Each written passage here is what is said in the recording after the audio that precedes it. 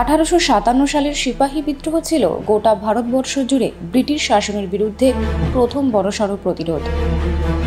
এই ঐতিহাসিক বিদ্রোহের সূচনা হয়েছিল মুর্শিদাবাদের বহরমপুরের ব্যারাক স্কোয়ারে, যা আজও সেই সংগ্রামের নীরব সাক্ষী।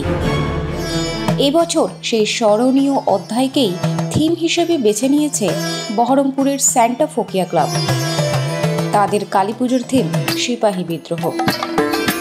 কংগ্রেস নেতা অধীর চৌধুরীর উদ্যোগে বহরমপুরের জর্জ কোর্ট মোড়ে আয়োজিত এই কালীপুজো এবার ৪৮তম বর্ষে পদার্পণ করল।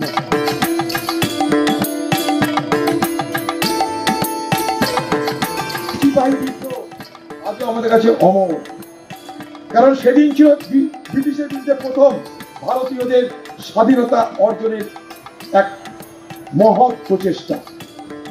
সেদিন বহরমপুর থেকে শুরু হয়ে ব্যারাকপুর, সেই ব্যারাকপুরের সিপাহী বিদ্রোহ আগুন ধীরে ধীরে দাবানলে পরিণত হতে হতে চলে গেল মিরাট, চলে গেল কানপুর, চলে গেল ঝাঁসি।